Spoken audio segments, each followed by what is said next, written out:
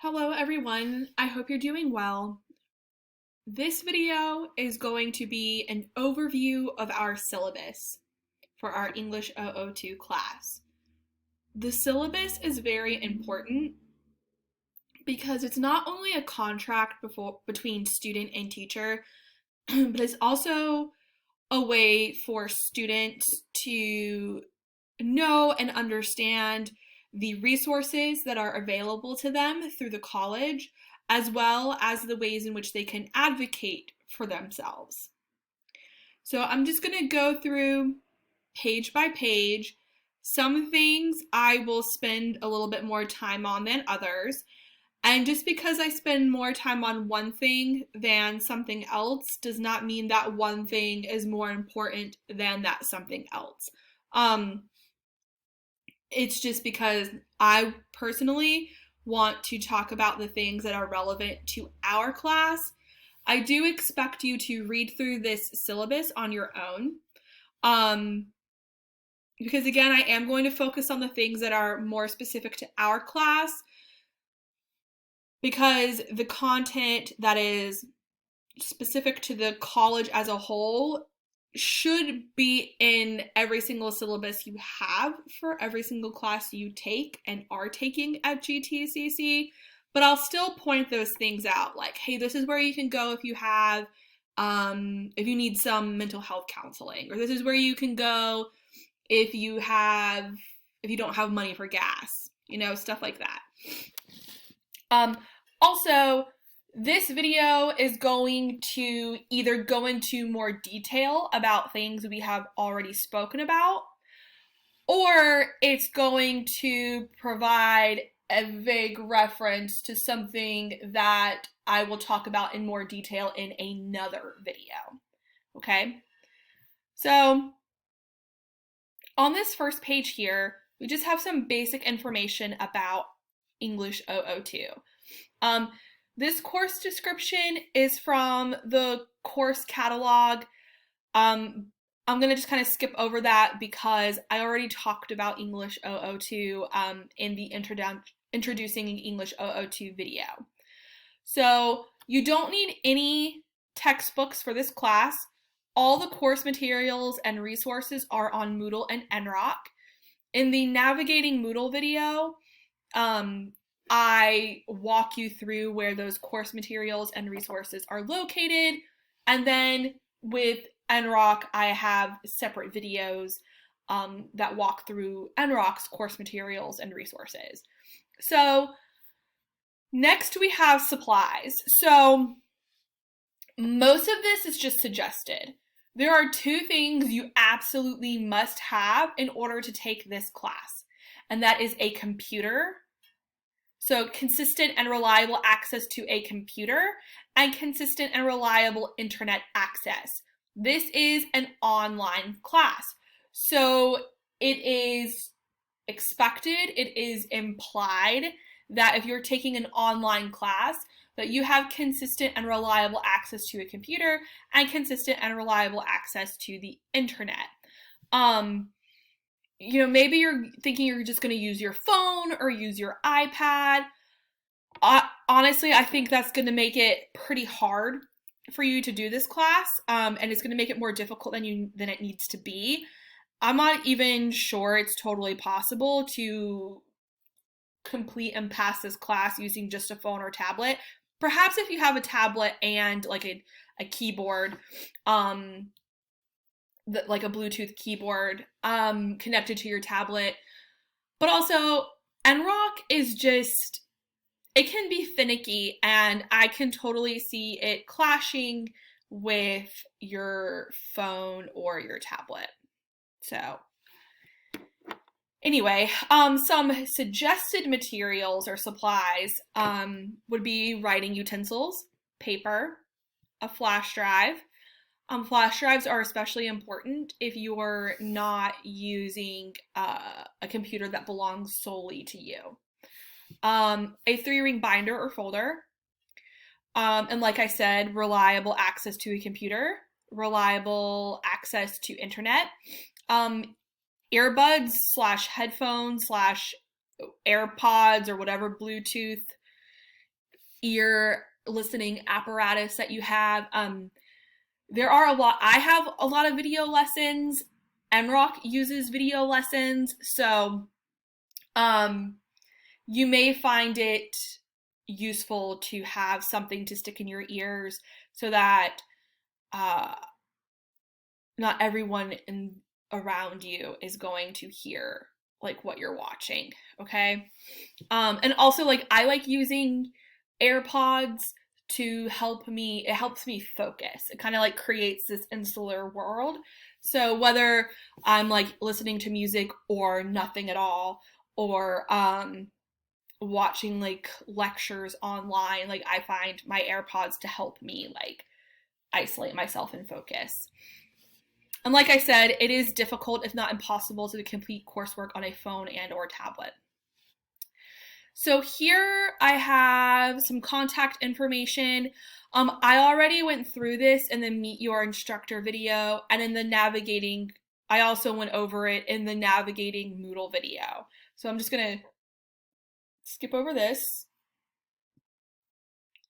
All right, so our first day of class is Monday, January 10th, as I'm sure you know, and our census date is Thursday, January 20th. So I talked about this in the Navigating Moodle video, but the census date, it is very important that you complete a census activity before 11:50 p.m. on Thursday, January 20th. Otherwise, you will automatically be withdrawn from the class, and I have no control over it. Okay? I have no control over it. There is an appeals process you can do, but the appeals are rarely approved. The deadline to withdraw is Monday, April 4th. Since this is an online class, the meeting times are at your discretion. And because this is an online class, our meeting location is Moodle. Our semester is technically 16 weeks long, but a regular semester is 16 weeks, but exam week makes a semester 17 weeks. And since we don't have like a final exam, our semester is technically 17 weeks, so you kind of get an extra week. And we don't have a final exam, but your deadline to submit work is Monday, May 9th at 2 p.m. I'm going to say this in a few places, but this deadline doesn't mean like, oh, this is like, you can submit all your work at 2 p.m. on Monday, May 9th. No, this is just like, okay, our class is over with, and it's just this is your deadline to submit your like last assignment, because I control your access to units and assessments. There's a very particular workflow to English 002, so it is impossible for you to do everything at once and turn in everything at the end, because I am not, under any circumstances, going to give you access to a part of this course that you have not earned access to yet, okay? If you're behind schedule at the end of the semester, I'm sorry, but it is what it is. I'm not going to just give you access because you're behind. And also, it's just not going to work out, because it just doesn't make sense. Like, you're working in Unit 1, 2, and 3. Well, like, I need to grade everything, Like, you can't, it's just not going to work. It doesn't work that way. So just please get that out of your heads now, and please don't ask at the end of the semester for me to open things up ahead of time, because it's just not, it doesn't work that way. And yeah, so this census date policy talks about census dates for the for in-person classes and online classes, and I highlighted in green that our census date is Thursday, January 20th, okay? And then this just talks about withdrawing. Here we have student learning outcomes.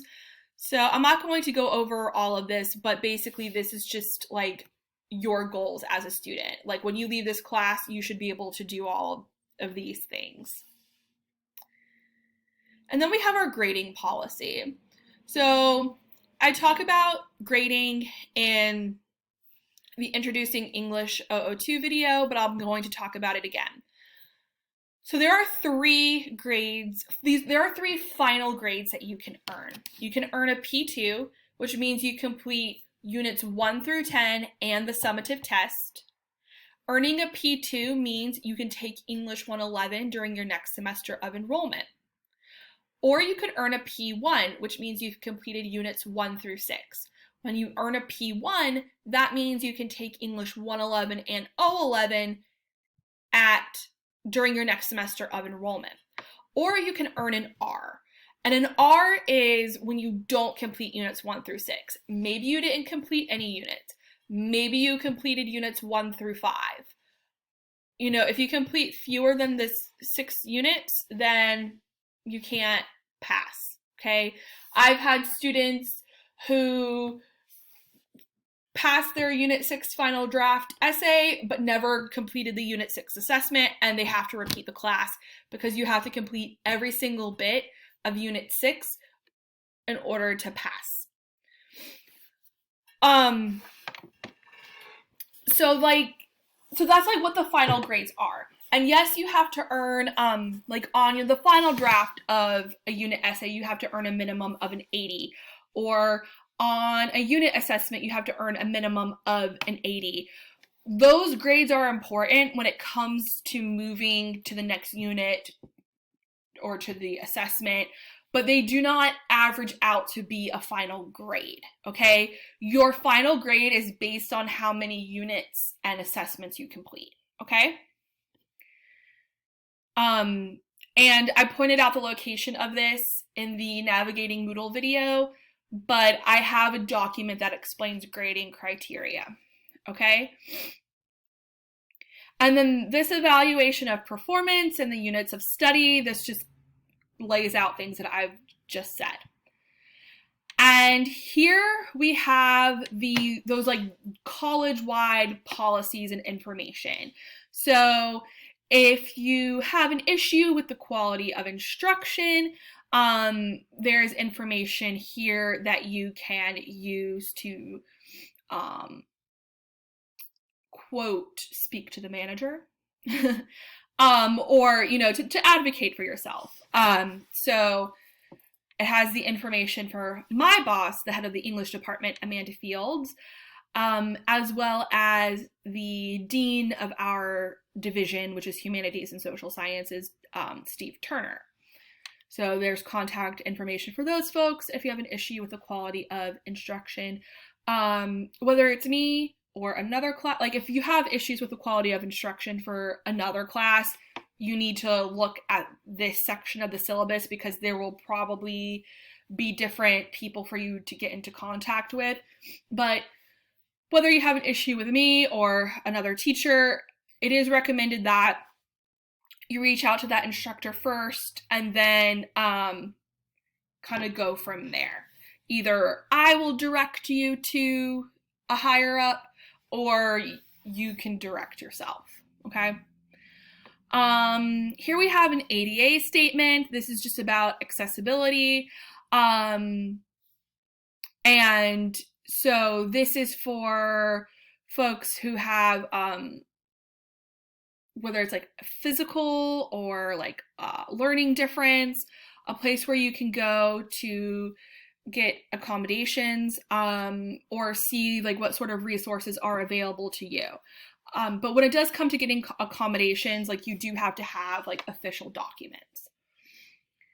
And then there's like the website and phone number and email address that you can use for this. And this also deals with like temporary like physical disabilities. Like if you break your hand and have to have surgery on it and there's pins in there, that's considered a temporary disability where, and I'm pretty sure there are like accommodations for things like that. So, you know, roadblocks tend to find us, and I think it's important for you to look through this information so that you can figure out what you need to do in order to overcome that roadblock, okay?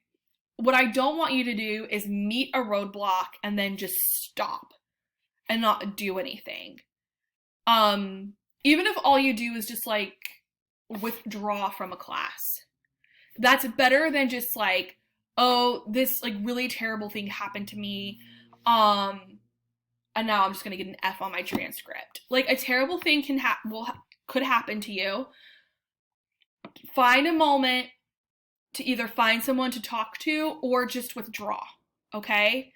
So that way you can just like protect your GPA, protect your transcript for when you do ultimately decide to come back. Okay? And always reach out to your instructors. Like if you're having an issue, you don't have to go into a ton of detail, but you can just vaguely be like, hey, I'm kind of dealing with something, like who can I talk to? And then your teacher can help you figure that out. Then here we have information on Title IX, which is super important, and your like Title IX point of contact person. I highlighted this online classroom information in green because we are an online class, and it gives you some contact information if you experience like technical issues. School closing policy. So this just lets you know how I will get in contact with you if class is canceled. We're an online class. Class won't get canceled. So, and because it's flexibly paced, if something happens like Moodle goes down for a day, it's really not going to impact us because we have like way more time than like a typical class that might have, like if Moodle went down on Wednesday and you were supposed to take a class on or to take a test on Wednesday on Moodle, like that would be an issue. But we don't really have that, which is nice. So, but you know, I've had instances where like my power has gone out. Like there was one semester where like a tree fell in my neighborhood and there were storms and like I just didn't have power. And it was not safe for me to leave because it was storming. And I just like sent an announcement and was like, hey, my power's out. Like I will do my best to work around it. And then when there were days where my power was out for like several days in a row, I just like went to my grandmother's house and worked. So I'll let you know if something weird happens that's going to prevent me from like being there for you during our 8 a.m. to 10 a.m. window. Okay. Then we have the Center for Academic Engagement. Tutoring. Tutoring is a wonderful resource that we have at GTCC. I've put this information in a separate document on our Moodle page. But you can make appointments for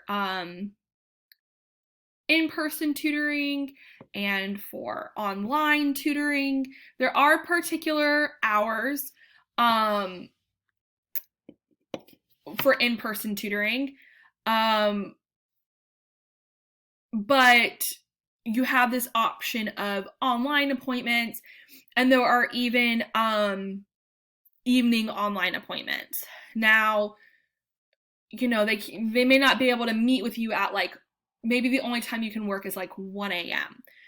You know, obviously they're not going to be able to help you then, but there is something called tutor.com that is available like 24/7.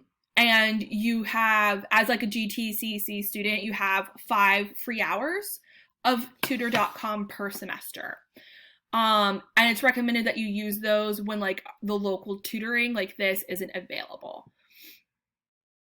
And then like these links you can click on to take you to the pages where you need to go in order to sign up for appointments.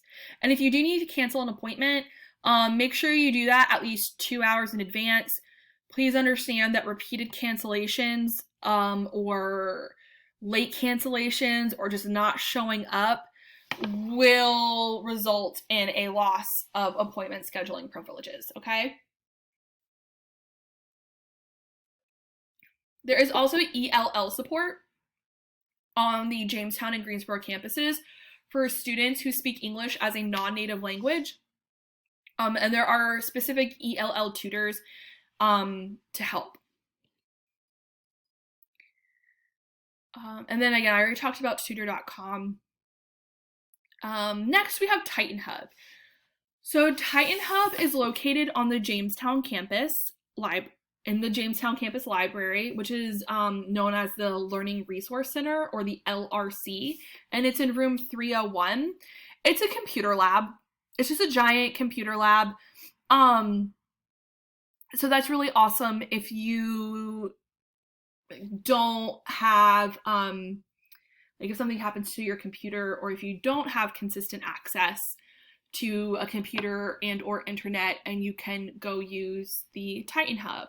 Or maybe like your internet's down but you have a computer, you can still go to like the library on the Jamestown campus, or another campus, and use the Wi-Fi, you know.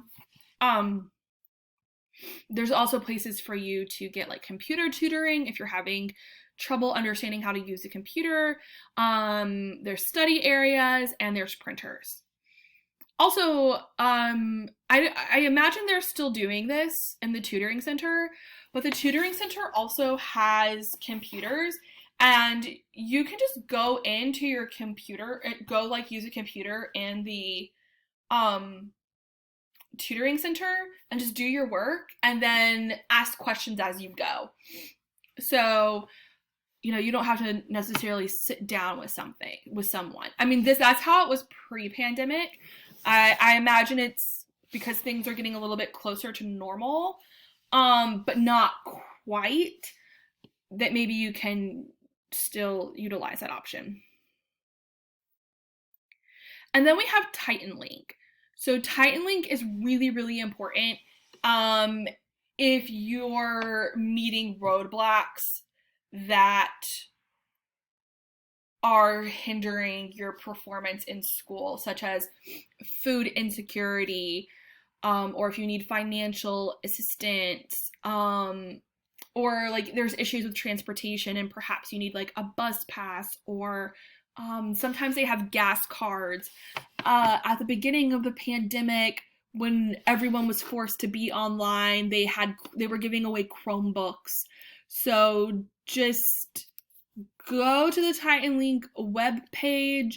On the Jamestown campus, the Titan Link office is on the 3rd floor. So the Titan Hub, Titan Link, and the tutoring center on the Jamestown campus are all on the 3rd floor of the library / LRC / Learning Resource Center. You can also send them an email, okay? So there are places to go regardless of like which campus you live closest to. And then here we have statements on student privacy, intellectual property statement, student academic integrity. These are all very important, but I want to kind of skip to student complaint policy. So this is just for grade-related or non-grade related complaints. And this is like general information. So this is going to be in every syllabus you have. So, and there's like links for you to go to. And then there's, for online students, there's also some information.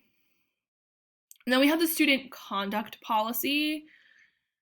And yeah, so that covers the general, or like the college specific policies. Now I'm going to talk about policies specific to our class. So first we have attendance. You know, we're an online class, and because the class is flexibly paced, it's hard to check in with people or take attendance. Like, you know, maybe you're working every day on an essay, but it's a particularly difficult essay, and, you know, you haven't submitted anything all week, but you have been working. So one thing that I do in order to help me keep tabs on you, and I realize that maybe sounds a little bit sketchy, But this is just an easy way for me to be like, okay, who's present, like who's working, who is still a part of this class, and who isn't. Who haven't I seen complete an attendance check in a while? Let me go back and see, because I can see every single click you make on Moodle, every single click. So I'm able to see, that'll give me a hint to see if I need to go look more deeply into a student's Moodle activity to see wow, they haven't been online in a couple of weeks, let me reach out, versus, oh, yeah, they've been completing attendance checks, and I can see, even though they haven't submitted anything in about a week, I can see they're still going into NROC and working and just clicking around, So, attendance will be measured through the completion of activities in NROC, the submission of drafts, and the taking of assessments. Attendance will also be measured through weekly attendance checks on Moodle. Attendance checks will become available at 12 a.m. on Mondays and close 11:50 p.m. on Fridays. You cannot make up missed attendance checks. For each attendance check you complete, you will earn a skip on an assessment. Skips on assessments can only be applied to specific questions on an assessment after the assessment has been taken. Skips do not apply to units or assessments as a whole. In order to pass an assessment, you must earn a minimum of an 80. If you earn a 75 on an assessment, you can apply one of your skips. If you earn a 70 on an assessment, you can apply 2 of your skips. Only a maximum of 2 skips can be applied to an assessment. If you have specific attendance rules tied to VA financial aid, please note that completing these assignments is tied to those specific attendance rules. So, not only do these attendance checks let me know that you're still here, you're still working, but it's also kind of a reward. If you complete these attendance checks, you can use them on an assessment that you earned either a 70 or a 75 on.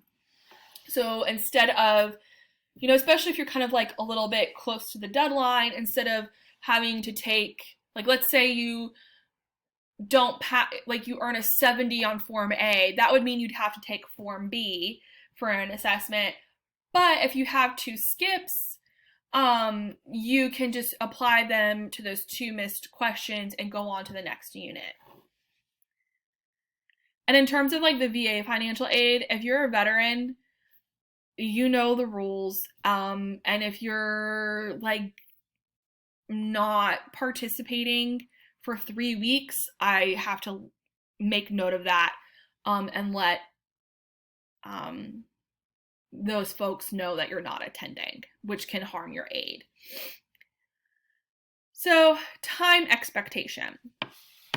You should spend at least 12 hours a week working in your units in EdRock and watching the video lessons and utilizing the course materials and resources in Moodle.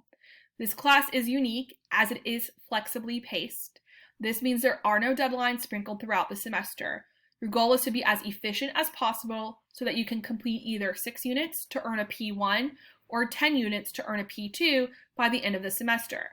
We all work at different paces, which means some people may need to spend more than 12 hours a week working in the units. It is imperative that you maintain a consistent workflow throughout the semester. So, it's just really important that you're honest with yourself regarding the type of learner you are and how long it takes you to learn something, or how long it takes you to write, or how long it takes you to read. There is no such thing as working or oh, I'm a slow reader. No, you just read at your own pace, or you're a slow writer. No, you write at your own pace. Everyone writes at their own pace. So just, and some units are going to take longer than others.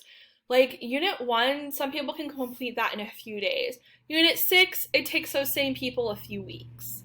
So that's also why it's important for you to just start working and working consistently and efficiently and effectively, because you may be powering through those units. Man, you completed those first 3 units real quick, but then all of a sudden it's going to take you 2 weeks to do the Unit 4. Or you never know what's going to happen. See, this is like also one of the good things about this class being flexibly paced. Like maybe you get sick and you can't work for a week. Okay, that sucks. Like 1, it sucks that you're sick, and 2, it sucks that you can't work. However, not being able to work for a week in our class is nowhere near as like detrimental to your grade as it is in a more typical class. So you may be ahead of the game in the beginning, and then maybe something comes up that puts you behind, but then you're able to catch up. So it's always better to just start immediately and just keep up with that flow no matter how far ahead you are, okay? Turnaround policy. So I talked about this in the Introducing English 002 video, but I'm going to talk about it here again and in a little bit more detail. First of all, I will only respond to emails sent from your GTCC Titan Mail account. I am not responding to anything that is sent from an email address outside of GTCC, okay? Next, a large portion of your workflow depends on feedback from your instructor, meaning you cannot move ahead in your drafts or assessments until I have reviewed those components and have given you permission to move forward.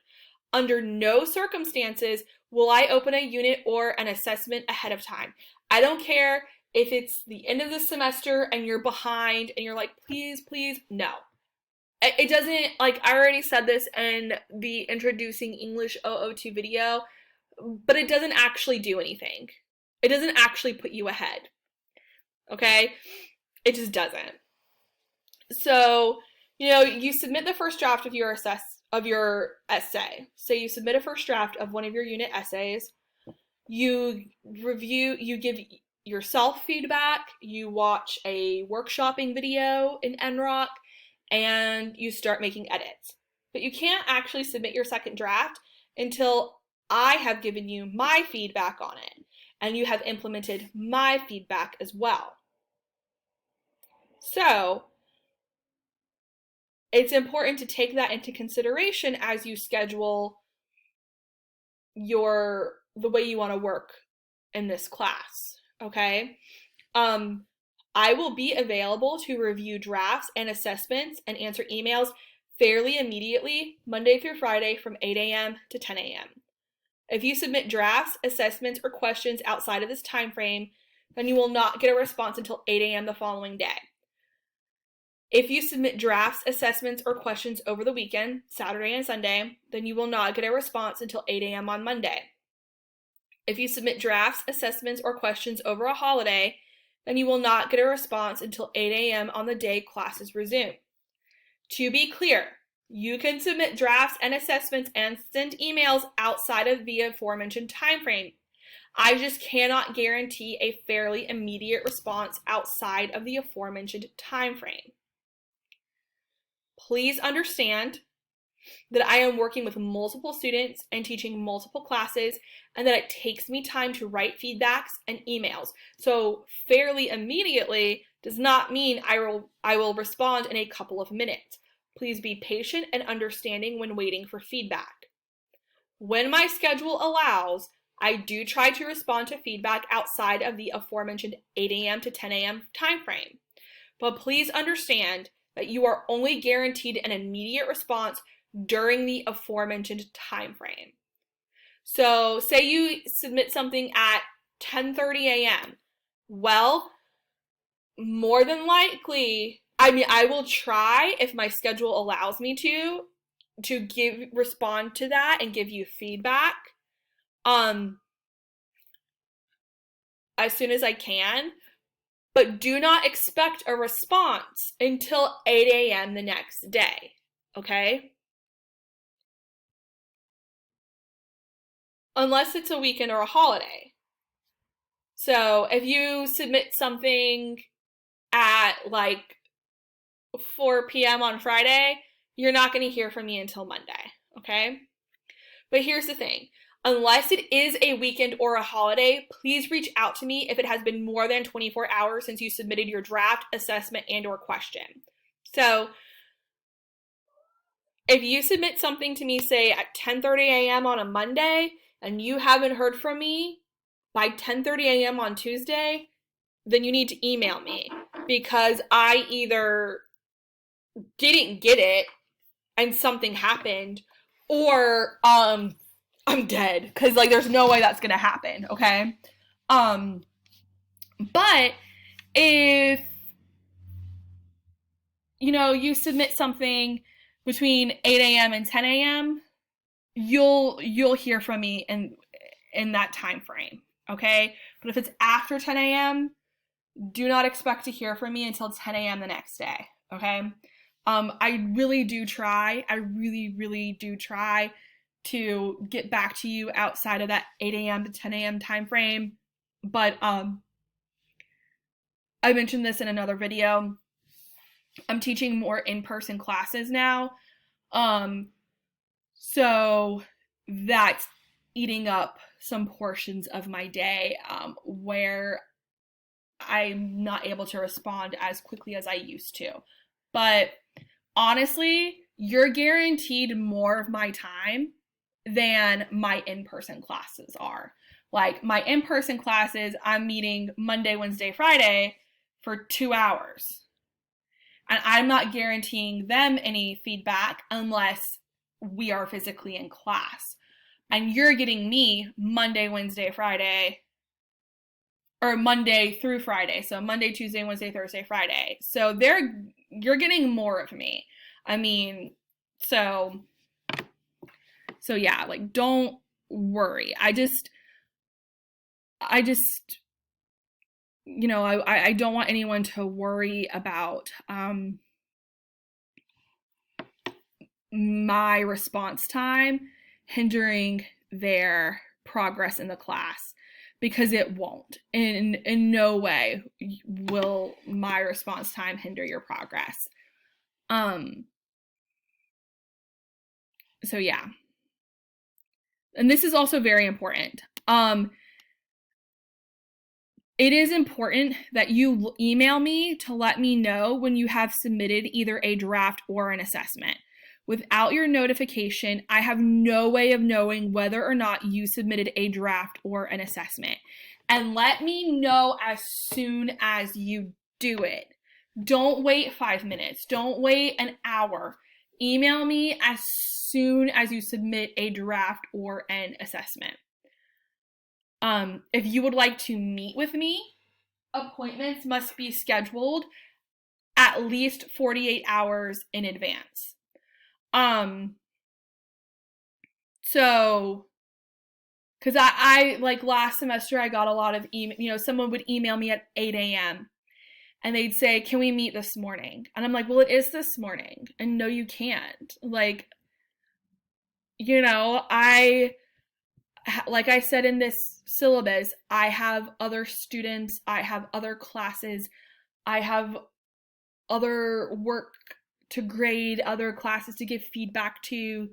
So it's just like really important for us all to understand that there is more than one student in my life. Okay, I have a lot of students in my life, and a lot of classes in my life, and a lot of work to grade and give feedback on in my life. So, but I am prompt and I will get to you, so don't worry. And like I said before, all work for this class must be completed before 2 p.m. on Monday, May 9th. So course expectations, I don't really expect there to be any disruptive behavior.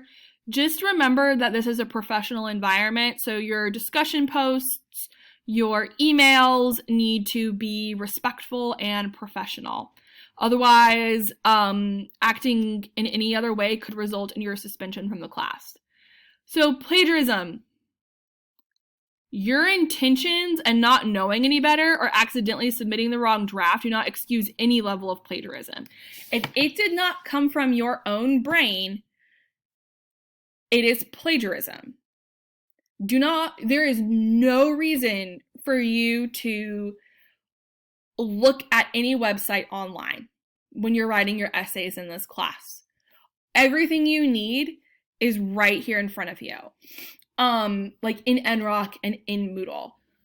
A lot of folks will, like the Unit 5 essay is about happiness and coming up, it's just asking you for the 2 things that you think people need in their life to be happy.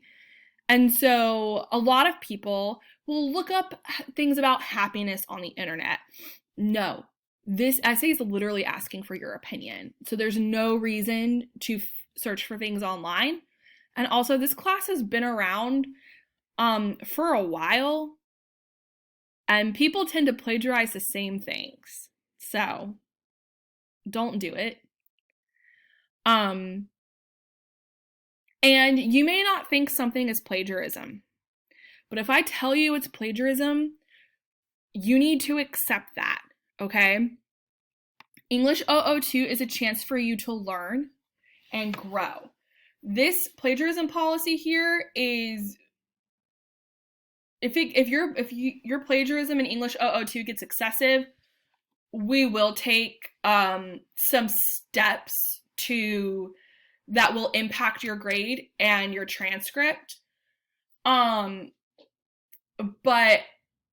I use this mainly for my English 111 classes, and it's the plagiarism policy of the English and Humanities departments. So if I tell you something is plagiarism, even if you don't think it is, and you're like, no, it's not, it is. Believe me, it is. Like, this is literally my job, okay? So, and I'm not telling you that to shame you or to make you feel bad or at all. I'm letting you know that the thought process you had when writing that plagiarized content is indeed plagiarism, and to not repeat that in future classes because it could get you kicked out of the college, okay? So, and then we have here email etiquette. Please, again, this is a professional environment. You need to write to me like you are, like the professional adult that you are. Do not write like you're texting or making a social media post. Like, write to me. Don't use the letter you when you mean the pronoun you. Don't use the number 2 when you mean to. Like, just and don't do that when you're writing your essays either. Capitalize the beginning of a sentence. Put periods at the end of your sentences. Just be professional, okay? And then here I have a course schedule. And this course schedule, so like I point out in the Navigating Moodle video, I made 2 suggested work schedules for you. A 10-unit suggested work schedule and a 6-unit suggested work schedule. This course schedule right here just utilizes, it's constructed off of the suggested 10-unit work schedule, okay?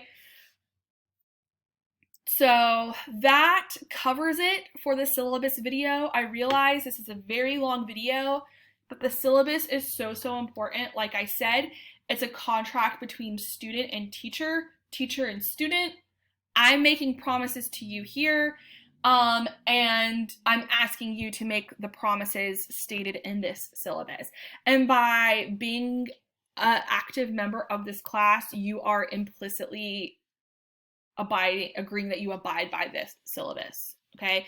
And by attending GTCC, you are implying that you will abide by the academic integrity policies set by the college and the behavioral policies set by the college, okay?